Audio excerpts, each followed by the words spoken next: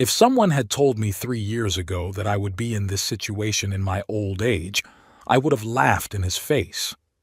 In my 74 years, I, Alfred Hampton, thought I had seen enough in this life not to be surprised by human meanness. Turns out I hadn't. All my life I've worked as a foreman on construction sites in and around Portsmouth. I started out as a simple laborer carrying bricks and mixing mortar, but eventually I moved up. I wouldn't say it was a dream job, but it was a steady income that allowed me to provide for my family. My Elizabeth, of blessed memory, always said I had golden hands and a bright head. Maybe she was exaggerating, but I did have a way with money. While others squandered their earnings in pubs or at the races, I saved. While colleagues took out loans for cars they couldn't afford, I bought what I could pay for. By the time I was 50, I had accumulated a decent sum, which I started investing in real estate. First, a small apartment for rent, then a second, third. I can't say that I became a rich man, but by retirement I had several properties that brought a steady income and a solid bank account. Elizabeth didn't live to see those days. Cancer took her 5 years ago, and since then I had lived alone in our small but cozy house on the outskirts of Portsmouth.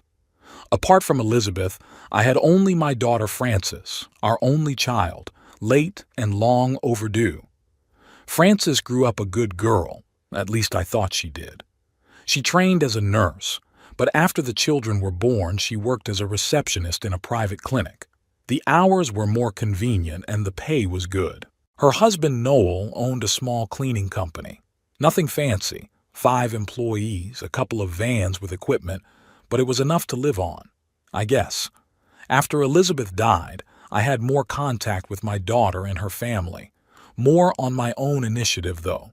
Calling, offering to meet, inviting them to lunch. The grandchildren, Clive and Hazel, now teenagers, were cool to me. When they came to visit, they would stare at their phones. No respect for their elders. No, hello, Grandpa, or how are you, Grandpa? But I didn't take offense. It's that kind of generation. Frances seemed distant after her mother died. I knew it was hard for her. She loved Elizabeth very much. It seemed to me that my presence reminded her of her loss. Maybe that's why we saw each other less and less. Or maybe it was just that she had her own life, her own worries. My son-in-law Noel and I had never had much intimacy. A tall, thin man with a perpetually disgruntled expression on his face. He always treated me with an emphatically polite but cold demeanor. I could sense that he didn't like me very much, but there was no reason for conflict, and we maintained a neutral relationship. At least that's how it seemed to me.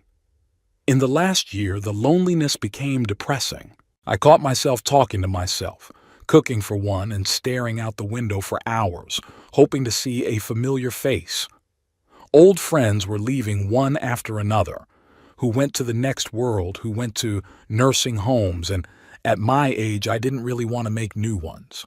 More and more often I thought that it would be good to spend the rest of my days with my family, to see my grandchildren grow up, to help my daughter. And then it hit me. I had the means to make a difference. I could buy a big house with enough room for me and Frances's family. They would save money on rent. I know it was expensive, and I wouldn't feel so lonely. That same day I called my daughter and suggested we meet. We sat in a small cafe near her work and I outlined my plan. "Dad, are you serious?" Frances looked surprised, but something else flashed in her eyes. Interest? A calculation? I didn't think much of it at the time. "Absolutely, darling. I've already looked at a few options. There's a great house in Old Portsmouth. 4 bedrooms, large living room, 2 bathrooms, 2-car garage, and a decent lot. You could put in a garden like you've always wanted. But that would be very expensive, wouldn't it?" She fidgeted nervously with her napkin. "I can afford it," I said proudly. "I'll sell my mom's house and I'll add to my savings. There's a couple of apartments I'm renting out. I can sell one. That'll be enough money." "What about Noel? Have you talked to him?" "No. I wanted to talk to you first. If you're up for it, we can tell him together." Frances hesitated to answer. I could see the gears turning in her head. calculating the pros and cons. "You know, that's a very generous offer," she said finally. "Let me talk to Noel, and then we'll go over the details together." 2 days later, they arrived at my house. Noel was unusually lively and friendly. He shook my hand, clapped me on the shoulder, and called me father-in-law, which he had never done before. "This is a terrific idea, Alfred," he said as he walked around my living room. "We are so touched by your concern." We discussed the details, the neighborhood, the approximate cost, when we would move. I suggested that we all share the house equally, but Noel shook his head. "Why go to all that trouble? It's better for one of us so we don't have to deal with taxes and other bureaucracy." "Well, then it's on me," I said. "I'm buying, after all." Francis and Noel looked at each other. "Dad, but you're—" Francis hesitated. "I'm sorry to bring this up, but at your age, if anything happened to you, there'd be red tape, lawsuits. It's better to go straight to us," Noel said. "It'll be easier on everyone. We're family, right?" I hesitated. There was something about their insistence that made me uneasy, but on the other hand, they were right at my age. It was time to think about such things. So I agreed. It took almost 2 months to find a house. Francis, Noel, and I went through probably 24 options before we found something that suited everyone. A large Victorian house in Old Portsmouth, recently renovated but still with historic charm. I fell in love with it at first sight. High ceilings, wood floors, large windows that overlook the sea. It cost more than I had originally planned. I had to sell both of my rental apartments, but it was worth it. The transaction went smoothly. I paid full price and the house was deeded to Francis and Noel. I remember standing out front on the day we got the keys and I felt incredibly happy. I would finally have a real family again. The move was hectic, as all moves are. The movers, the boxes, the furniture, the arguments about what to put where. I got a room on the first floor, spacious, bright, with its own bathroom. Noel called it Grandpa's Wing and said I'd be more comfortable without climbing the stairs. Caring? Maybe. But I realize now that they had planned from the beginning to keep me out of their part of the house. The first few days were filled with joyful excitement. We had dinners together, discussed plans for settling in. Even the grandchildren seemed to thaw out and occasionally talk to me. I helped with minor repairs. Francis cooked my favorite meals. Noel asked my opinion on the garden. It was idyllic. But after about a week, I noticed a change. First, I stopped being invited to family dinners. Francis brought the food to my room, explaining that the children needed to prepare for their lessons at the table. Then Noel got annoyed when I went out in the garden when the children were there, said I was disturbing their play. And when I offered to help fix a leaky faucet in the kitchen, he said he could do it himself and that I shouldn't mind my own business. I put it down to fatigue from the move, the stress of the change. I tried to be helpful, but unobtrusive. I tried not to take offense at harsh words and cold looks, but every day it became more and more obvious that they were not happy to have me in the house I had bought for them. One evening I overheard Francis and Noel talking. They didn't know that I had returned from my walk and was standing in the hallway. "He's always here," Noel said irritably. "Watching, criticizing, pointing. I feel like I'm under a microscope." "What do you suggest?" Francis's voice sounded tired. "It's his house, too." "No, it's our house. That's what it says in the documents he signed himself." At those words, I rose quietly to my feet, feeling a chill run down my spine. Something told me this was only the beginning of the trouble. 2 weeks after I moved in, Francis announced that she wanted to throw an official housewarming party. Invite friends, co-workers, neighbors, so everyone could admire our new home. I supported the idea with enthusiasm. After all, I had something to be proud of. The house really did look luxurious, especially after we bought new furniture and changed the curtains. "Dad, do you mind if we schedule it for next Saturday?" Francis asked at breakfast. Noel just had the day off and the kids didn't have any plans. Of course, darling. Is there anything I can do to help? No need, Noel quickly intervened. We'll organize everything. All you have to do is look nice and smile at the guests. His tone seemed condescending, but I didn't say anything. I'd been trying not to react to such trivialities the last few days, not to exacerbate the already tense atmosphere. Preparations for the housewarming party were in full swing. Francis was ordering food from the catering service. Noel was compiling the guest list and buying alcohol. Even the grandchildren were involved. Hazel was helping to decorate the house and Clive was in charge of the music. I, on the other hand, was carefully kept out of the loop. "It's for your own good, Dad," Francis said when I offered to help. "You need to conserve your strength." I felt unwanted in my own house, but I consoled myself with the thought that things would get better after the housewarming party. On the day of the party, I woke up early, full of anticipation. I put on my best suit, the dark blue one Elizabeth had given me for my 70th birthday. I combed my hair, even spritzed myself with cologne, the French cologne I saved for special occasions.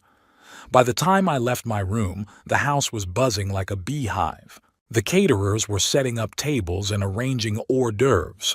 Noel was calling the shots, and Francis was running around with flowers and candles. I tried to offer to help, but Noel just waved me away. "Alfred, you'll only get in the way. You'd better go to your room and we'll call you when it's ready." Frustrated, I went back to my room and spent a few hours there, leafing through an old photo album and remembering the times when my little Francis had looked at me with adoration instead of ill-concealed irritation. The guests started arriving around 6 in the evening. I went out to greet them, standing next to Francis and Noel, shaking hands, smiling, but feeling like an extra at someone else's party. None of the invitees were my friends or acquaintances, all Francis and Noel's co-workers, their friends, the parents of Clive and Hazel's classmates. One of the guests, a man about my age, was interested in the history of the house and asked how long it had been in our family. "Oh, it's a new acquisition," I replied proudly. "Bought it recently so we can all live together." "You bought it?" the man interjected, glancing at Noel, who was standing next to me, visibly tense. "Well, technically it's my wife's and my house," Noel interjected quickly, putting his hand on my shoulder and squeezing it a little harder than necessary. "My father-in-law helped with the down payment and we're very grateful to him. Aren't we, Alfred?" I was embarrassed by the blatant lie, but I didn't want to make a scene in front of my guests, so I just nodded. Noel immediately pulled me aside and hissed, "Don't you dare tell everyone that you bought this house. People will start asking questions and it will embarrass us." "But it's true," I objected. "What embarrassment? I'm proud to be able to provide my family with a house like this." "That's exactly what I'm saying." Noel shook his head. "You're humiliating me in front of my friends, showing that I'm not capable of buying a house for my family on my own." "I didn't mean to." "Just keep your mouth shut." He cut me off and walked away, leaving me alone with a bitter lump in my throat. The evening went on. Everyone was having fun, drinking, eating, dancing. I felt increasingly lonely and unwanted. At some point, I got tired of the noise and fake smiles and decided to go to my room for a while. Sitting on my bed, I reflected on the fact that maybe the idea of cohabitation wasn't such a good idea. Maybe we all need more privacy. Maybe we should sell this house and buy 2 smaller ones, one for me and one for them. There was a knock on the door, and without waiting for an answer, Francis and Noel came in. I could tell by the look on their faces that this was not going to be a pleasant conversation. "Daddy, we need to talk," Francis began, sitting down on the edge of the bed. Noel remained standing with his arms crossed over his chest. "Of course, darling. Is something wrong?" "We've been thinking about it for a while, and we've decided it's best for you to live apart," she blurted out, looking past me. "What?" I couldn't believe my ears. "But we just moved in. I bought this house so we could live together." "The thing is, Alfred," Noel interjected, "your presence is causing certain difficulties for our family." "What kind of hardship?" I felt the blood rush to my face. "I try not to disturb anyone. I sit mostly in my room." "It's not just that." Frances tugged at the sleeve of her blouse, not looking me in the eye. "The kids complain that they don't feel comfortable bringing friends over when you're always watching them. And Noel and I can't relax, knowing that you could come out at any moment and, you know." "No, I don't!" I was getting angry. "This is my house. I paid my money for it. Technically," Noel emphasized the word, "it's Frances and mine. That's what it says on the deed you signed. But that was a formality. We had an agreement." "We're grateful for your gift," Noel interrupted me, his voice hardening. "But this is our house now and we decide who lives in it." I looked at my daughter, expecting her to stand up for me, to say something in my defense. But Frances only lowered her eyes guiltily and said quietly, "I'm sorry, Daddy. We think you'd be better off in a nursing home. They'll take better care of you there than we can." "A nursing home?" I couldn't believe my ears. "You're kicking me into a nursing home from the house I bought?" "Don't be so dramatic, Alfred," Noel said with a wince. "It's not that bad there, and it's not forever. Maybe in time." "Out!" I jumped up from the bed, my hands trembling with anger and resentment. "Get out of my room, now!" They looked at each other, and something resembling fear flashed across their faces. But then Noel straightened up and said icily, "You don't understand the situation, Alfred. This is no longer your room. This is our home, and we're asking you to leave it. Tonight." "Tonight?" I was stunned. "But we have guests." "That's exactly why," Noel nodded. "Everyone's busy, so no one will notice you're gone, and there won't be awkward questions. You can't do this." I felt my throat tighten and my eyes start to sting. "Frances, say something. I'm your father." My daughter got up and walked to the door where Noel was standing. "Daddy, please don't make a scene. We've already made up our minds. Pull yourself together and leave nicely." "Amicably?" I laughed bitterly. "In your mind, amicably means kicking your 74-year-old father out on the street during a party at the house he bought." "You said you bought it for us." Frances shrugged, and there wasn't a trace of remorse in her voice. "Well, thank you for the house. We love it. But we don't need you anymore." The words hit me like a slap in the face. I looked at my daughter, the woman I'd raised with love, the woman I'd always been willing to give my last for, and I didn't recognize her. Before me stood a stranger, a cold man with the face of my Frances. "I'll give you an hour," Noel said, glancing at his watch. "Then I'll be back to check on the packing. And don't get hysterical in front of the guests. It'll only make things worse." They went out, leaving me alone in a room that had been mine in the morning but was now suddenly someone else's. I sat stunned by the betrayal, unable to believe what was happening. Was it really my daughter who had just told me she didn't need me? Were they really kicking me out of my own home? I tried to gather my thoughts. Maybe this was some kind of misunderstanding. Maybe they just had too much to drink at the party. But deep down, I knew it was serious.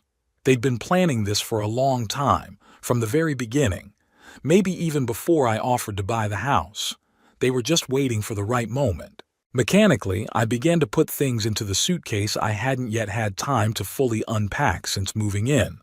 Clothes, toiletries, medications, photo albums. What else? I looked around the room, trying to decide what to take with me and what to leave behind. The realization that I had to fit my entire life into one suitcase was unbearable.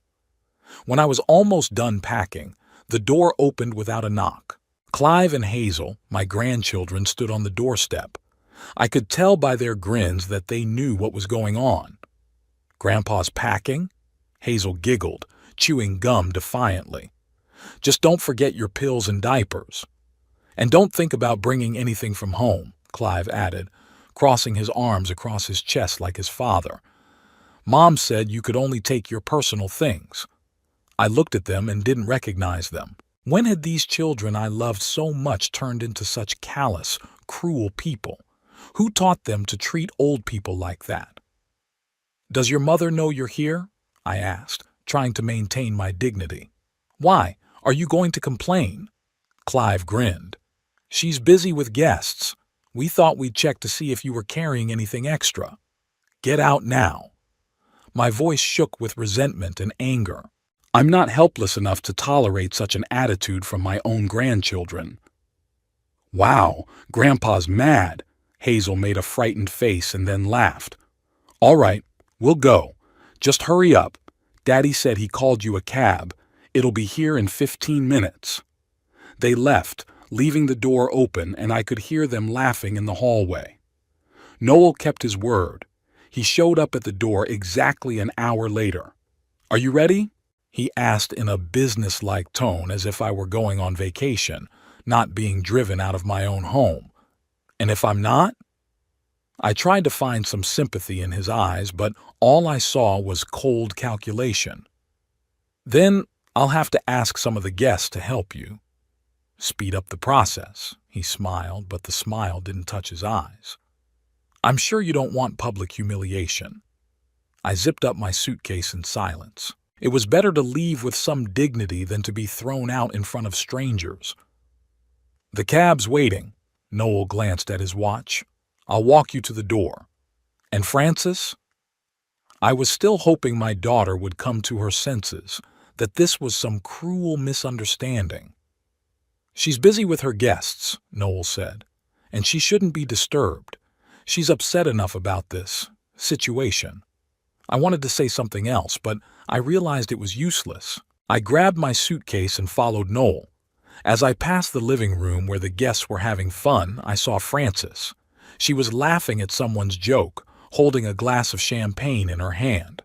Our eyes met, and for a moment her smile faded, but then she turned away and continued the conversation as if she hadn't noticed me.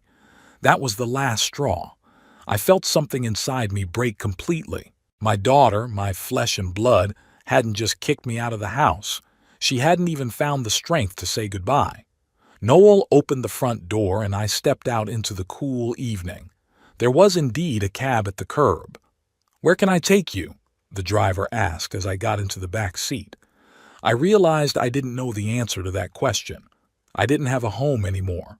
"Any hotel nearby?" I said, feeling the traitorous tears come to my eyes. The cab started and I looked back at the house I'd thought I owned that morning. Through the big windows I could see the party. People were dancing, laughing, raising their glasses. None of them had even noticed that the owner of the house, the one who had paid for all this splendor, had just been banished as an unwanted thing. In that moment I swore to myself that I would never let them use me again.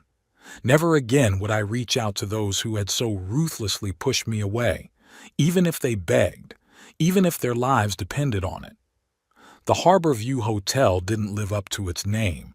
My window overlooked not the harbor, but the brick wall of the building next door. A cramped room with a squashed bed, a dim lamp, and a noisy air conditioner became my home for the first 3 days of my exile. I hardly went out, ate chips and chocolate from the vending machine in the hallway, and didn't answer the phone. I didn't get many calls, though. It wasn't until the 4th day that I forced myself to go out into the city and start looking for more permanent accommodation. Portsmouth, which had always been home and cozy to me, now seemed alien and hostile. I wandered the streets, looking at apartment ads and feeling like a refugee in my own city. By evening, I managed to find a small apartment in an old house on the outskirts. 1 room, a tiny kitchen, and a bathroom with a dripping faucet. The landlord, recognizing that I was a pensioner, immediately demanded 3 months' rent in advance. I paid, although it was a serious blow to my remaining savings. I spent the first night in my new home sitting on the windowsill and looking at the deserted street. I couldn't sleep. My mind was reeling with fragments of phrases Frances and Noel had said. "We don't need you anymore. Thank you for the house. You'll be better off in a nursing home." How could she? How did my little girl, the one I carried in my arms, The one I read bedtime stories to, the one I was willing to give up everything for, turned into this callous, calculating creature. When did it happen? And most importantly, why didn't I notice? I spent the next days trying to establish some semblance of normal life. I bought dishes, linens, a few books at a second-hand bookstore. I moved the things that didn't fit in my suitcase that fateful night out of the storage room.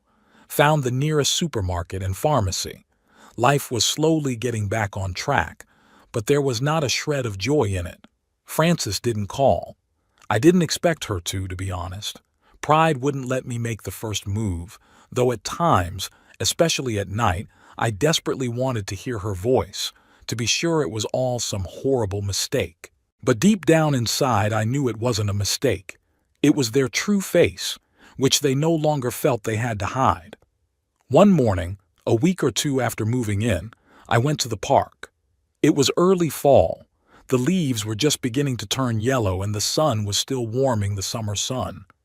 I was sitting on a bench watching the children playing in the playground and suddenly I heard a familiar voice. Alfred. Alfred Hampton. I don't believe it.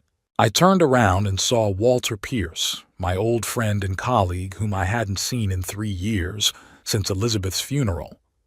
Walter had changed little, the same stumpy figure, gray stubble on his chin and lively eyes under his bushy eyebrows. Walter! I felt something warm stirring in my chest. What are you doing here? I live nearby, walking my arthritis, he grinned, sitting down next to me. And how are you? I haven't seen you in a long time. I wanted to say something neutral, the usual okay or slow, but instead I felt my throat tighten and tears well up in my eyes. And to my own horror, I burst into tears right there on the park bench like a little kid. Walter didn't ask any questions. He just sat there with his hand on my shoulder while I choked with words and tears and told him the whole story, from the idea of buying the house to the shameful banishment on housewarming day. Those bastards, was all he said when I was done. I'm sorry, Alfred, I know it's your daughter, but this is out of line. It's my own fault, I shook my head. I believe they wanted me, not my money. I gave them everything. It wasn't your fault that you loved your daughter and wanted to help her, Walter argued. It's their fault for taking advantage. We sat in the park until evening. Walter told me he'd retired 2 years ago, widowed about the same time I had, and now spent his days with the same old men at the local bridge club. Why are you sulking all alone? He asked me. Come to our club. We'll sit and play cards and talk. It's better than looking at the walls at home. I wanted to refuse. I had no time for fun, but something in his sincere participation touched me, and I agreed. The bridge club turned out to be a small room in the local leisure center for pensioners. 5 tables, worn cards, a kettle of boiling water, and a group of old men like me. They accepted me without question, as if I had always been part of their company. And gradually, day by day, I began to thaw. I began to notice again that the sun was shining, that the leaves were turning yellow, that life went on in spite of everything. Walter became my frequent visitor and I became his. We reminisced about our youth, discussed the news, and sometimes went to the pub for a pint. Gradually, I told him all the details of my story, including the financial side. Wait a minute. Walter frowned one day when I mentioned the name of the company through which I'd bought the house. Haven Estates? I read something about them in the paper the other day. Something bad. He promised to get the details and came to me the next day with the paper in his hand. Here, look. He unfolded the paper and jabbed his finger at a small article. Haven Estates is under investigation for fraudulent real estate schemes. I read the article, and I got a chill inside. The company through which I was buying the house was accused of a series of scams. They sold properties they didn't have full rights to, forged documents, and concealed information about legal problems with the property. Do you think I'm also... I couldn't say the word scammed. That would be too much. Cheated by his daughter, cheated by realtors, it's Too much for one old man. We should check it out, Walter said firmly. I got a nephew who's a lawyer. He's a good guy. He knows his stuff. Why don't I talk to him? The next day we met Edwin, Walter's nephew. A young man in his 30s in a strict suit, and with an attentive eye he listened to my story, asked a few clarifying questions, and asked to see all the documents related to the purchase of the house. I will need to make inquiries, check the title registration, the history of the property, he said, looking through the papers. It will take some time. But, Mr. Hampton, from what I'm seeing so far, you could be in real trouble. This company used a typical scheme. They sold real estate that was pledged to banks or encumbered. What does that mean for me? I asked, feeling my insides clench with the anticipation of more trouble. If it is confirmed that the sale was illegal, the contract of sale may be recognized as invalid. In this case, you have the right to demand a refund from the seller. But there is a problem. The company has already declared bankruptcy, and many victims are unlikely to receive compensation in full. And the house? What will happen to the house? If it turns out that the current owners did not consent to the sale, or that there is an encumbrance on the house that was not disclosed in the transaction, the house could be seized in favor of the rightful owners or creditors. I sat stunned by this information. So not only was I losing money, but Francis and Noel could lose the house. Strangely, the thought didn't bring the expected satisfaction, only bitterness and fatigue. I'll take the case, Edwin said, gathering the papers.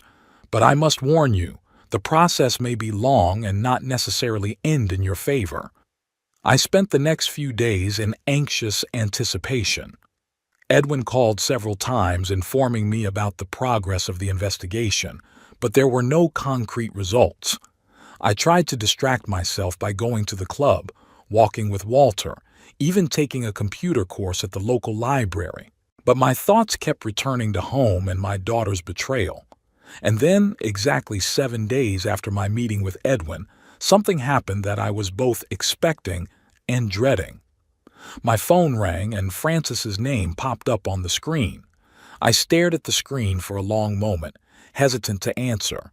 Part of me wanted to throw the phone at the wall, but the other part, the part that still remembered the little girl with the pigtails who called me the best daddy ever, made me press the answer button. Daddy! Francis's voice sounded scared and broken, like she was crying. Daddy, are you there? Yes, I answered dryly, trying not to let my voice give away the storm of emotion inside. Daddy, we're in trouble, she sobbed. We're being evicted from the house. Some people with documents came. They say that the house was sold illegally, that the real owners demand to vacate the premises. Daddy, we don't know what to do. I was silent, trying to make sense of what I'd heard. So Edwin was right. The house had indeed been sold illegally. Daddy, are you listening?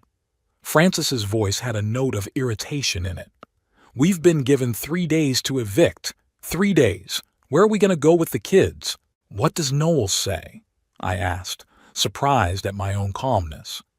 He's in a panic. He says it's some kind of mistake that he's going to sue, but we don't have money for a good lawyer. Dad, you have to help us. Have to. That word hit me like a slap in the face. After everything they've done, she says I owe them something? What exactly can I do to help, Francis? I asked, and my voice sounded like a stranger's. Money, of course. There was something demanding in her tone. We need to rent a place, hire a lawyer, and also, maybe you could talk to these people. You know about real estate, you have connections. I listened to her and I couldn't believe my ears. Not a word of apology, not a hint of remorse. Just demands and the expectation that I would, as always, come to the rescue. Francis, I said slowly, feeling a wave of anger rising inside me. Do you remember what you said to me on Housewarming Day? What? She seemed confused. What did you mean? You said, thanks for the house, but we don't need you anymore. Remember? Daddy, this is no time for old grudges. She sounded hysterical. "We're in the middle of a disaster." "You're having a disaster?" I felt something breaking inside of me. "And when you kicked me out of the house I bought with my own money, wasn't that a disaster? When I slept in a cheap hotel, not knowing where to go, wasn't that a disaster?" "Dad, please." "No, Francis. Now you listen to me," I said quietly but firmly. "I bought you the house because I loved you. I wanted to be near my family. And you just used me. You took what you wanted and then you threw it away like it was nothing." "We were wrong," she said hastily. "We're sorry. We really are. But we need your help now. We're a family, Daddy." "Family?" I grinned bitterly. "No, Francis. A family doesn't do what you did. A family doesn't kick Dad out of the house on housewarming day. A family doesn't say, 'We don't need you anymore.'" "What are you saying?" Her voice shook. "What I'm saying," I said slowly and clearly, "is that you taught me a valuable lesson, and I've learned it. You taught me that family is an empty word when it comes to money and profit. You taught me that you can't trust even the people closest to you. And you know what? I'm grateful for that lesson. It opened my eyes." "Dad, you can't say that. We're desperate. Where are we supposed to go with the kids?" "Where was I supposed to go when you kicked me out the door?" I asked. "Had you thought about that?" There was silence in the receiver, and then I heard Noel's muffled voice. "Give me the phone." "Alfred." His voice sounded strained. "Look, I realize you're upset and we were wrong, but this is no time for hard feelings. We have serious problems and we need your help." "Noel," I said calmly, "you told me that the house is yours now and you don't need me anymore. Well, the house is no longer yours and you still don't need me. You still don't need me. You take care of your own problems." "You can't do this to us," he screamed. "What about the children? They're your grandchildren." "My grandchildren?" I remembered Clive and Hazel's taunts when I was packing. "No, Noel, they're your children. You raised them. You're responsible for them." "Is that your final word?" I could hear the fury in his voice. "Yes," I said firmly. "This is my last word." I pressed the disconnect button and sat for a while staring at the faded screen of the phone.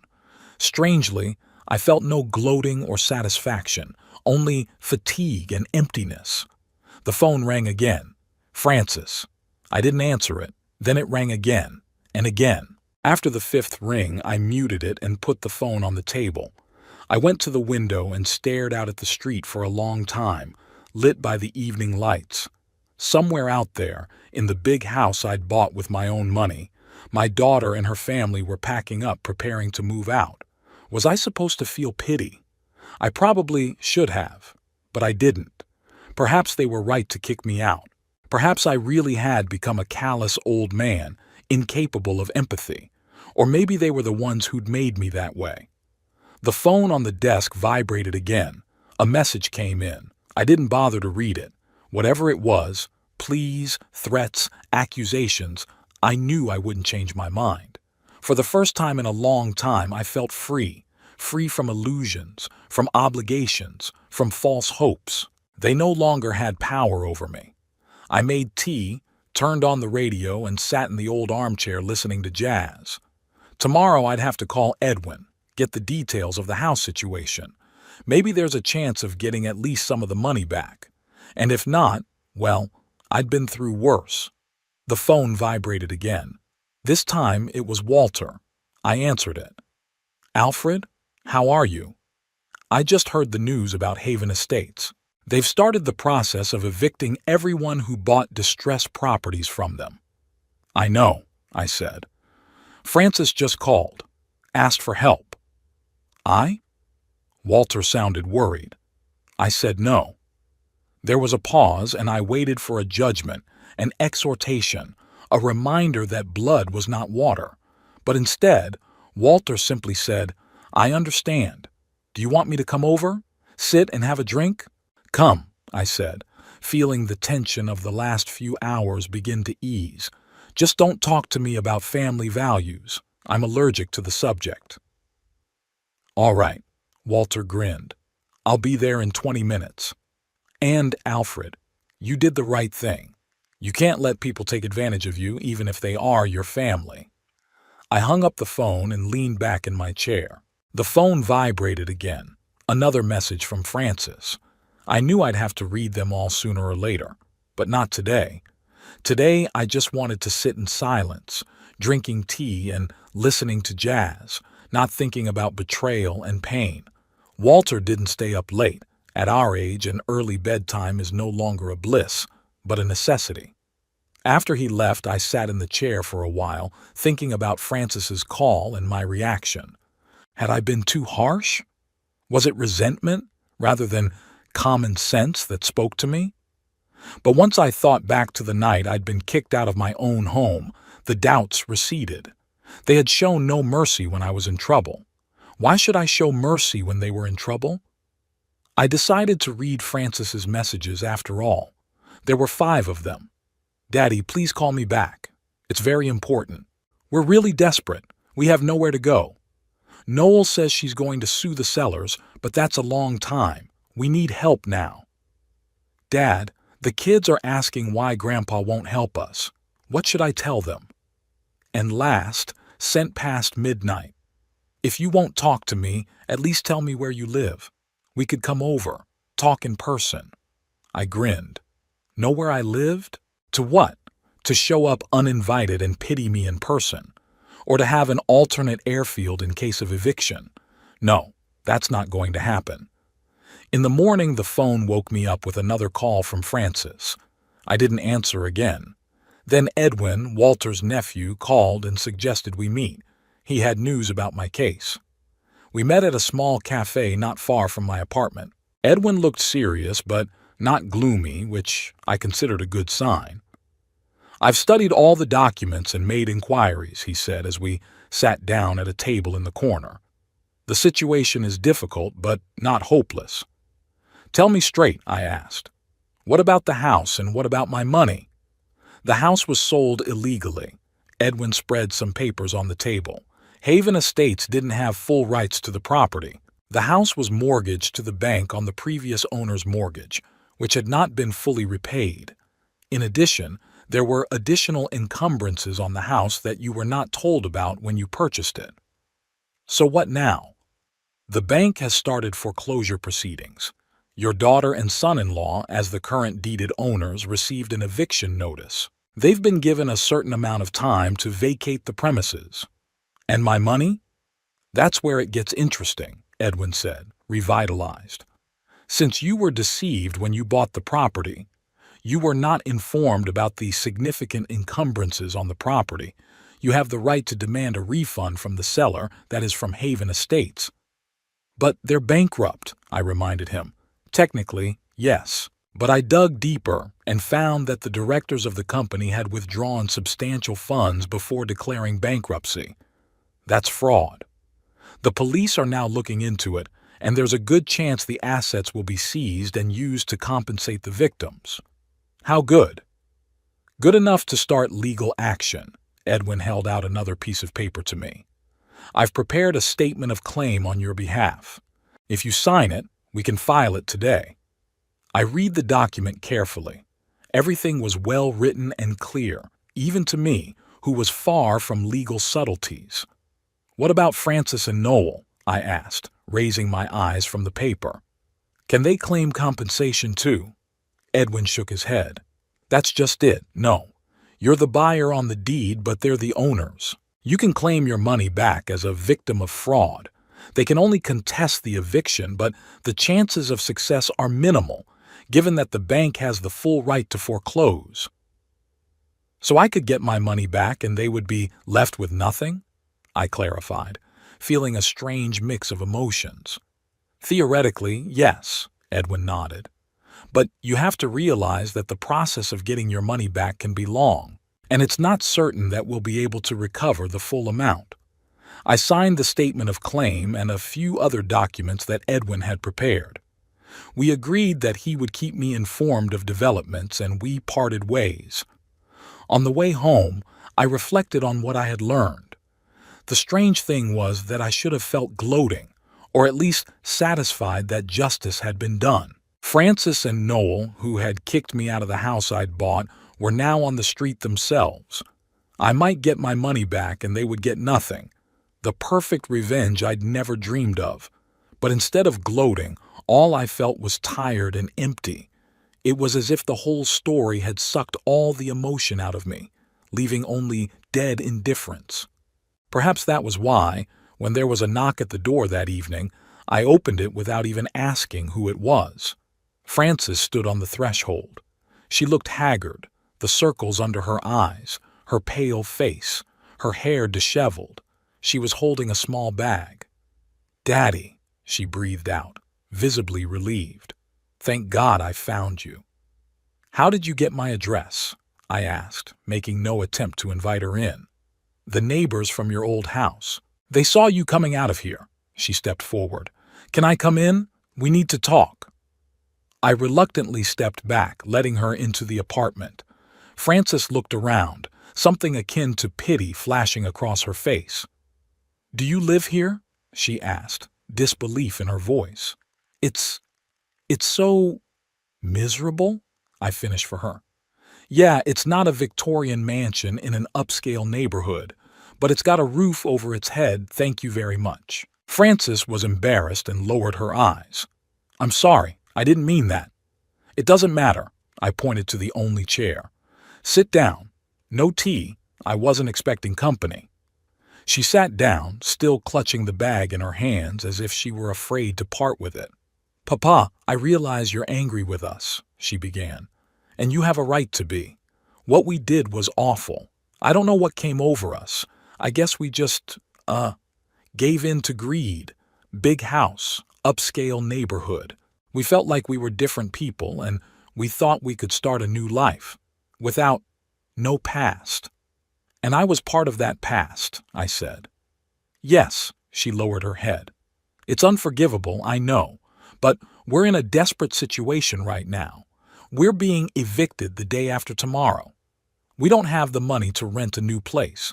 Noel's lost some important clients. Things aren't going well at the company. We don't know where to go. And you came to me," I crossed my arms over my chest. "The man you kicked out of his own house. Don't you find that ironic?" "I do," she said quietly, "but we don't have a choice. I'm not asking for me, Dad. I'm asking for the children. They don't have a place to live." I looked at my daughter and tried to see her as the little girl I once loved most in the world. But all I saw was a strange woman who came not to apologize but to ask for help. Again. "What exactly do you want from me, Frances? We could, stay with you for a while." She looked around the small room. "I realize it's cramped, but it's only temporary, until we find another place to live." "All four of us?" I grinned. "In a studio apartment?" "Noel could stay with his brother," she said hurriedly. "And me and the kids, well, we'll manage somehow. It won't take long, I promise." "And if I say no?" I asked, watching her reaction. Frances turned even paler. "Daddy, please don't say no. We're really sorry for what we did. It was horrible, unforgivable. But don't punish the children for our mistakes." "Children?" I remembered Clive and Hazel laughing at me when I was packing. The same ones who made fun of me when you kicked me out of the house. They're old enough to know what they're doing, and old enough to take responsibility for their actions. "They were wrong," Frances lowered her head, "but they were just imitating Noel and me. It's our fault. We set a bad example for them." I stayed silent, staring at the woman in front of me. She did look remorseful, or just desperate. It's hard to say, probably both. "I talked to my lawyer today," I said, changing the subject. "He thinks I have a good chance of recovering the money I spent on the house." "Really?" Frances's eyes lit up with hope. "Then we can—" "Not a we, Frances," I shook my head. I can get my money back because I was duped into buying it. And you and Noel, as formal owners of the house, have no right to compensation. You'll just be evicted." "But that's not fair," she exclaimed. "The house was bought with your money, but for us." Was it fair to kick me out of this house? I parried. Was it fair to say you didn't need me anymore after I gave you everything I had? Frances was silent, her head down. You know, I continued after a pause, I've been thinking about a lot of things these weeks, and I have come to the conclusion that you have taught me a very valuable lesson. You've shown me that in this world everyone has to take care of himself first, that family ties mean nothing when it comes to profit, that you can't trust even the closest of people, and I'm grateful for that lesson. Daddy, we were wrong, Frances said quietly. We gave in to temptation, but that doesn't mean the whole world is like that. Please don't become cynical because of our mistake. Cynical? I shook my head. No, Frances. I've just become a realist. And as a realist, I see that you came to me not because you're remorseful, but because you have nowhere else to go. Not because you love me, but because you need my help. And you know what? I'm not buying it anymore. What are you saying? There's fear in her voice. I'm saying I won't let you live in my place, I replied calmly. I won't give you money for rent. I won't solve your problems. You're the ones who created this situation, and you're the ones who have to deal with it. Daddy, you can't do this. Tears welled up in her eyes. We're your family. Family? I grinned bitterly. No, Frances. You stopped being my family the moment you kicked me out the door. Family doesn't do what you did. We were wrong. She was practically screaming. People make mistakes. Haven't you ever made a mistake? Of course I've made mistakes, I nodded. My biggest mistake was letting you guys do too much forgiveness, giving too much without asking for anything in return. But I won't make that mistake again. Frances looked at me with horror as if she saw not her father but a monster. You've changed, she whispered. Yes, I agreed. I have changed. You've changed me. And you know what? I like this new version of me, the one that doesn't let herself be used, the one that values herself more than her ungrateful relatives. So what do? There was desperation in her voice. The same thing I did when you kicked me out, I shrugged. Find a place to live, save money, work more, make it on our own. We don't even have money for a down payment on rent. I didn't have any when I moved out of the hotel, I reminded him. But I made it, and so will you. Noel has a company. You have a job. You have 2 almost grown children who can work part-time. You're not going to end up on the street. You're cruel. Frances shook her head. I don't recognize you. No, Frances. I looked her straight in the eye. You were cruel when you kicked the old man out of his own house, when you told him he was no longer needed, when you made him pack up his things to the taunts of his own grandchildren. I'm just being fair. I'm giving you what you deserve, no more, no less. She stood up, clutching the bag so tight her knuckles turned white. So this is your last word? You won't help us? I won't, I said firmly. And you can tell Noel that if he tries to come in here and threaten me like he did last time, I'll call the police. I'm not a helpless old man who can be intimidated anymore. Frances headed for the door but stopped on the threshold and turned around. You know, Dad, I understand your resentment, I really do. But what you're doing right now is revenge, and revenge never brings relief. It only eats away at the soul. Thanks for the moral lesson, I grinned. I wish you'd remembered it when you kicked me out of the house. She didn't say anything, but shut the door quietly behind her. I sat in the chair, staring at the closed door, trying to sort out my feelings. I expected to feel satisfaction or even triumph when I turned Frances down. But instead I felt only emptiness and a strange tugging pain somewhere in my chest. Maybe she was right. Perhaps this really was revenge, not justice. But wasn't I entitled to that revenge, after all they had done? I remembered Frances's face as she left. Despair, fear, disappointment, and something else, realization. The realization that she had truly lost her father the day she kicked me out of the house.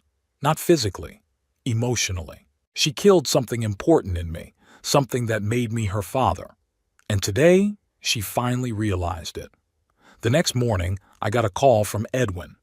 He said that the statement of claim had been accepted and the case would be expedited, given the many people affected. He also said that the police had arrested the directors of Haven Estates and frozen their accounts, increasing the chances of recovering the money. What about the house? I asked. Had the eviction already started? Yes, Edwin confirmed. The bank had started the procedure. All the current tenants have been given a certain period of time to vacate the premises. In the case of your daughter and son-in-law, it's, let me see, the day after tomorrow. And what happens if they don't move out? Forced eviction with the help of bailiffs, Edwin replied. But I wouldn't worry about that. It's not your problem anymore, Mr. Hampton. Yes, I said, feeling a strange heaviness in my chest. Not my problem. After my conversation with Edwin, I sat at the window for a long time looking out at the street and thinking. The rain drummed on the glass, blurring the outlines of passers-by going about their business under umbrellas. Somewhere among them was Francis, perhaps desperately looking for a new place to live, or Noel, trying to find the money for a down payment on rent, or Clive and Hazel, facing real problems for the first time in their lives. I remembered wandering the streets myself after eviction, confused and depressed, not knowing where to go. I remembered the humiliation, the pain, the feeling of helplessness. Did I wish the same for my own daughter, my own grandchildren? But then I remembered other things. Noel's cold eyes, Clive and Hazel's taunts, Francis's indifference that evening, their cruelty, their betrayal. And I realized I just couldn't open my heart to them again, couldn't risk being betrayed again. Maybe Francis was right, and revenge wouldn't bring me relief. But knowing that they got what they deserved, that there was justice after all, that gave me some comfort. Small, bitter, but comfort. The phone rang again. This time it was Walter. Hello, old boy. His voice sounded cheerful. How are you? Edwin said things were moving along. Yeah, I guess so, I answered. Francis came by yesterday. Wow, how did it go? I refused to help her, I said, expecting judgment. But Walter just chuckled. Good for you. You don't want to be the one to stick your neck out. They'd made their choice, and now they had to deal with the consequences. Yeah, I guess so, I said uncertainly. What do you mean? I guess so. Walter sounded surprised. Don't tell me you doubt it. After everything they've done to you? I don't know, Walter, I sighed. It's not that simple. She's my daughter after all. The daughter who threw you out on the street, he reminded me. Look, Alfred, you're a good man, too good. And they took advantage of that. Don't let them get on your back again. They don't deserve your help. You're probably right, I said, but the voice inside me kept questioning it. After talking to Walter, I decided to take a walk. The rain had stopped, and the streets glistened in the sunlight that was breaking through the clouds. I didn't think much about my route, and before I knew it, I was near the house I'd once bought for Frances and her family. I stopped on the opposite side of the street, looking at the Victorian mansion that was supposed to be my last home, the place where I would spend the rest of my days surrounded by my family. Now it was just a beautiful house with bitter memories associated with it. A car with a bank logo was parked at the entrance. Two men in suits were talking about something with Noel, who looked drained and aged. Francis was nowhere to be seen, nor were the children. Perhaps they had already left, or maybe they were packing up inside. I watched the scene and felt a strange calmness, not gloating, not contentment, but exactly calm, as if some cycle had ended and now it was okay to move on. Turning around, I walked away. I had an appointment with Edwin to discuss the details of the upcoming trial. In the evening, Walter and I were going to the pub. There was a jazz quartet playing tonight. Life went on. My life. Without Francis, without Noel, without grandchildren. A life in which I would no longer allow myself to be used or betrayed by anyone. And if that required becoming a little tougher, a little more cynical, Well, that was a price I was willing to pay for my peace of mind and dignity. The lawsuit against Haven Estates began 2 months after that memorable conversation with Francis. All the while, I was living my new life, going to the bridge club, hanging out with Walter, even signing up for a watercolor painting class at the local senior center. I never thought I had any artistic ability in me before, but it turned out that painting was calming and helped organize my thoughts. I knew very little about Frances and her family. Walter had mentioned seeing them at the supermarket once. They looked gaunt and haggard. He said they had rented a small apartment in a not-so-wealthy part of town. I listened to this information without much emotion. Something inside me finally closed in on them, as if a heavy door had slammed shut. The trial was held in the Portsmouth City Courthouse, a massive Victorian structure with columns and a wide staircase. I was only one of many victims, though I had lost perhaps the most, almost all of my life savings. Edwin prepared me for the trial, explaining that I would need to testify about how the transaction had gone down, whether I was aware of title issues, whether I had been warned of the risks. I was nervous before speaking, but when it was my turn and I stood before the judge, I found myself speaking clearly and confidently. Perhaps age and life experience were finally starting to take their toll. I had seen only a glimpse of the defendants themselves, the directors of Haven Estates. 3 men in expensive suits with groomed faces and confident smiles, which, however, faded by the end of the first day of the trial, when the prosecutor presented evidence of their fraudulent scheme. The trial lasted a week. Every day I went to court, sat on the witness bench, and listened to the stories of other victims. An elderly couple who had lost money they had set aside for medical treatment. A young family who had invested their inheritance in a house. An entrepreneur who had invested the proceeds from the sale of his business in real estate. Everyone had their own tragedy, their own pain, but the common denominator, they trusted the fraudsters and lost everything. On the 7th day, the court ruled. The directors of Haven Estates were found guilty of fraud and sentenced to prison terms. Their personal assets were seized and were to go towards compensating the victims. "It's a victory, Mr. Hampton," Edwin said as we left the courthouse. "Full compensation is unlikely, of course, but you should get a significant portion of your funds back." "How long will that take?" I asked. "It's hard to say for sure," he shrugged. "The seized assets will have to be realized. Then the funds will have to be distributed among the victims in proportion to their losses. It could take a month. It could take 6 months." "I see," I nodded. "Well, I'll wait." I had to wait for 3 months. All this time I continued to live in my small rented apartment, gradually getting used to the new reality.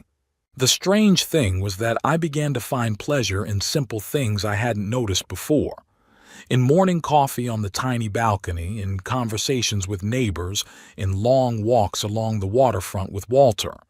Life without family obligations, without having to conform to anyone else's expectations, was surprisingly free and easy. One such day, as Walter and I were returning from a walk, I noticed a familiar figure in the driveway of my house.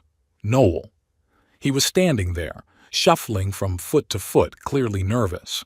When he saw us, he straightened up and put a smile on his face. "Alfred, what a meeting! Not so coincidental, I suppose," I said dryly. "You were obviously expecting me." "Yes, I was," he stammered, glancing at Walter. "I wanted to talk to you. Alone, if I may." "This is my friend Walter," I gestured toward my companion. "I have no secrets from him. Talk in front of him or don't talk at all." Noel was clearly unhappy, but he had no choice. "All right," he sighed. "I've come to apologize for what we did to you. It was wrong." "Wrong?" I chuckled. Interesting choice of word. I'd say mean, cruel, inhumane. But wrong works too if that's what you're comfortable with. Noel blushed but continued. "Francis and I thought a lot about it. We've realized how horribly we've done to you. And we want to make it right. Start over." "Why?" I asked you directly. Why would you do that? You're our family, he said with his hands as if that explained everything. Francis misses you. So do the kids. We want to reconnect. You do? I looked him straight in the eye. Or maybe it's because you heard about the court order, that I was about to be compensated. Noel looked away, and that was more eloquent than any answer. I thought you'd be happy to reconnect with your family, he murmured. After everything that's happened. After you kicked me out of my own house. After you told me you didn't need me anymore. After you made me pack my bags to the taunts of your own grandchildren. I shook my head. No, Noel, I'm not happy, and I won't be, ever. People make mistakes. He tried to make his voice sound convincing. We all deserve a second chance. You didn't come for a second chance. I looked at him without anger, but without pity. You came for my money, again. That's not true. He tried to act outraged, but it was unconvincing. How are you doing, Noel? I asked, changing the subject. How's the business? How's the new place? He was visibly shrinking. Not great, to be honest. Lost some big clients, had to lay off some employees, and the apartment. Well, it's not what we're used to, of course. I see, I nodded. And you've decided that I'm your ticket back to a comfortable life? That I'm going to open my wallet again and save you? We're a family, he repeated stubbornly. A family is supposed to support each other in times of need. Family? I laughed, but it was a bitter laugh. No, Noel. You stopped being my family the moment you kicked me out the door. That's not what family does. What should I tell Francis? He asked after a pause. Nothing, I shrugged. Or the truth. That I don't believe what you say anymore. That I want nothing to do with you. That I'd learned a valuable lesson from you, that I should think of myself first. You can't just cut us out of your life. I could hear the desperation in his voice. Frances is your daughter. Clive and Hazel are your grandchildren. I can, I said calmly, and I already have. Now, if you'll excuse me, I have to go. I walked around him and headed for the driveway. Walter followed me, giving Noel a look of blatant contempt. You're going to regret this, Noel shouted after me. When you're alone in your old age, you'll remember this conversation. I turned around. I'm already alone, Noel, and you know what?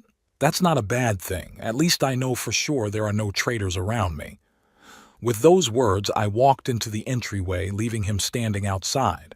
You're hard on him, Walter said as we walked up the stairs. What else could it be? I shrugged. He didn't come to make peace. He came for the money. Do you think Frances will come too? She will, I nodded. As soon as she realizes that Noel didn't work through her. She's always been more stubborn and persistent than him. I was right. 3 days after Noel's visit, I met Frances outside the bank. She was obviously waiting for me, and when I left the building, she came running toward me. Daddy. She tried to hug me, but I pulled away. I'm so happy to see you. Really? I looked at her questioningly. Is that why you waited for me at the bank instead of coming home? I didn't know if you would accept me. She lowered her eyes. After you spoke to Noel. So he did tell you about our conversation, I said, and you decided to try your luck on your own? Dad, please, she touched my arm. Let's just talk. Somewhere in a cafe, quietly. I hesitated. Part of me wanted to just leave, but the other part of me, the part that still remembered the little girl with the pigtails, demanded to listen. Okay, I finally said, but just a conversation, nothing more. We went into a small cafe nearby and sat at a table by the window. Frances ordered tea, and I ordered coffee. We sat in silence for a while, looking at each other. She looked tired and gaunt, with shadows under her eyes and new wrinkles at the corners of her mouth.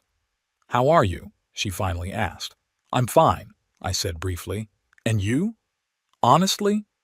Not really, she sighed. Since the eviction, everything's been a mess. Noel's losing clients. I'm working part-time to make ends meet. Clive dropped out of school. Got involved with some company.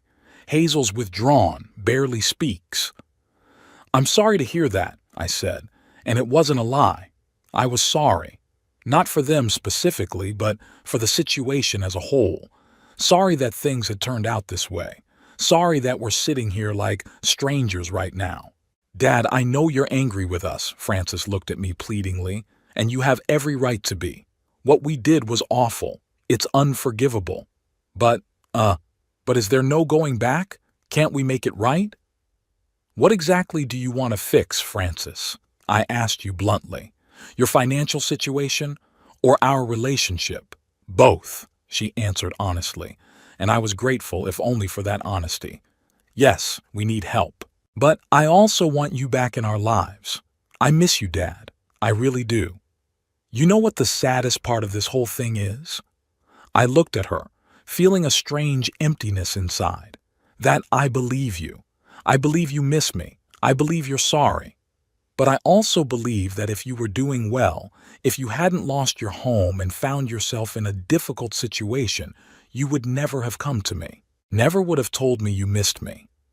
She opened her mouth to object, but then closed it and lowered her eyes. Maybe you're right, she said quietly. Maybe it took a stroke of fate to make me realize what I'd done. But doesn't that prove that I've changed? That I have realized my mistakes? No, Frances, I shook my head. It only proves that you're desperate, that you need help, and maybe you do regret what you did. But not because it was wrong, but because it backfired on yourself. What can I do to prove to you that it wasn't? Tears glistened in her eyes. Nothing, I answered simply, because it's not about proof, it's about trust, and that's gone. We sat in silence, sipping our cold drinks. People were walking by the window, going about their business, unaware of the drama unfolding behind the cafe's glass. I heard you won the lawsuit, Frances finally said, that you were getting your money back. Yes, part of it, I nodded. Not all of it, but a substantial amount. What do you plan to do with it? This is it, I thought, the real reason for her visit. To buy a house, I answered. Small but comfortable, maybe in the same neighborhood where your mother and I lived. What about us? She hesitated but decided to ask. Could you help us get back on our feet? Not for Noel or me, for the kids. I stared at her for a long moment, trying to find some of the feeling that had made me rush to her aid before, but there was none, only fatigue and disappointment. No, Frances, I said at last. I will not help you with money, never again. Why not? There was a note of despair in her voice. We're family. No, I shook my head. We were a family, but you ruined it, with your hands, your decisions, and I don't believe it can be rebuilt. But the children, it's not their fault. Not their fault? I grinned bitterly. They laughed at me when you threw me out of the house. They called me a senile old man and a burden. They're your children, Frances. You raised them, and they're just like you. She lowered her head, unable to find the words to object. I'm sorry, she said at last. I know we don't deserve your help, but I was hoping. For what? I looked at her with genuine interest. That my fatherly feelings would override my common sense? That I'd let you use me again? No, Frances, I'm too old for that, and too smart. She got up to leave. So this is the end? She asked, and there was real pain in her voice. You're cutting us out of your life? Not me, I answered quietly. You did it when you kicked me out the door and told me you didn't need me anymore. I just accepted your decision. She didn't say anything, just nodded and walked out of the cafe without looking back. I sat there for a while, staring at my unfinished coffee and thinking about what had happened. Strangely, I felt no gloating or satisfaction, just a quiet confidence that I'd done the right thing, that I had finally learned to value myself more than those who had hurt me. I received my compensation a month after the trial. As Edwin had predicted, it wasn't the full amount, but enough to buy a small but cozy house in a nice neighborhood in Portsmouth, A two-story cottage with a garden, not too far from the center, in a quiet neighborhood where mostly retired people like me lived. The move only took a day. I didn't have much stuff.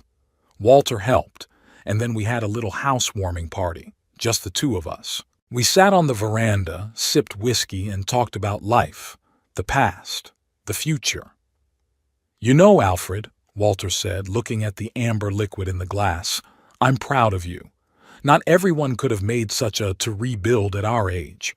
Find the strength to start over." "I didn't have a choice," I shrugged. "Either start over or give up, and I've never been one to give up." "So what now? What's the plan?" I've been thinking. My plans used to revolve around my family, my daughter, my grandchildren. Now I was free of those obligations, free to live for myself. "I'll travel," I said at last. "I always wanted to see Rome, Venice, Paris." Elizabeth dreamed of it, but we kept putting it off. And then, it was gone. "That's a good idea," Walter nodded. "Maybe I'll go for a ride with you. I've always wanted to see the world." "I'd love the company," I smiled. "And, I want to do some charity work. There's an orphanage near here. I thought maybe I could help. With money or, just being around. Read books, play chess. Kids need grandfathers, even if they're not family." "It's worthy." Walter raised his glass. "To a new life, Alfred. May it be long and happy." "To new life." I clinked my glass with his and took a sip. It's been 6 months since that day. I did go to Italy. Rome and Florence enchanted me with their ancient beauty. Then there was France, Spain, Greece. I traveled light, stayed in small family-run hotels, wandered the narrow streets of old towns, and felt free. For the first time in years, I was living for myself, not looking back at other people's expectations and needs. Back in Portsmouth, I began to visit the local orphanage on a regular basis. At first just bringing books and toys, then I began to linger, reading stories to the children and playing board games with them. Gradually I became Grandpa Alfred for them, not a relative, but close. Someone who will always listen, help, support. Someone who would never betray. I heard little about Frances and her family. Walter occasionally brought news. Noel lost his business, took a job at a car wash. Frances had been fired from the clinic and was moonlighting as a cleaner. Clive dropped out of school for good, got involved with a bad company. Hazel, the only one of the group, seemed to have taken the plunge. She got a job in a supermarket and was studying at night. I listened to the news with sympathy, but with no desire to intervene. They had made their choices, now they were living with the consequences. And so was I. Sometimes, sitting in my garden in the evening and looking up at the stars, I thought about how strange things had turned out. Lost illusions but gained clarity. Lost the past but gained the future. And you know what? I had no regrets. Not buying that ill-fated house, not betraying Frances, not turning my back on them. Each of those steps led me to where I am now, a quiet, dignified life filled with meaning and joy. Family is not just about blood ties. It is respect, trust, love. And if blood relatives are not capable of that, then they are not family.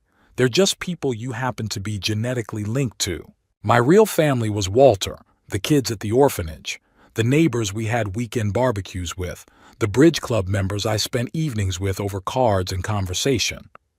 People who appreciated me for who I was, not for what I could give them. One day, on my way back from the store, I saw Frances on the opposite side of the street. She noticed me, stopped, as if she wanted to approach me. I nodded at her. No anger, no offense, just a sign that I saw her. She hesitated a moment, then nodded back and moved on. That silent exchange of nods was our last conversation. I wasn't looking to see her or any of her family, and they seemed to have finally realized there was nothing more to expect from me. And that was the right thing to do. Sometimes, in order to move forward, you have to leave the past behind, even if that past is your own flesh and blood. I learned to live for myself. I learned to appreciate every day, every moment. I learned to find joy in the little things, a cup of morning coffee, roses blooming in the garden, the laughter of the children at the orphanage, long conversations with Walter. And you know what? I was happy, really happy, maybe for the first time in years. Who would have thought that betraying my daughter would eventually lead me to happiness? Life really is full of irony, and lessons we're not always ready to hear. But I have heard them, and I'm grateful for it. Even if the path to that realization was painful and difficult. I am Alfred Hampton, 75 years old, and I am finally living the life I was always meant to live, with dignity, with joy, with love for myself and the world around me. Without illusions, without false obligations, without those who saw in me only a source of money and comfort. And you know what? It's a beautiful life. It really is.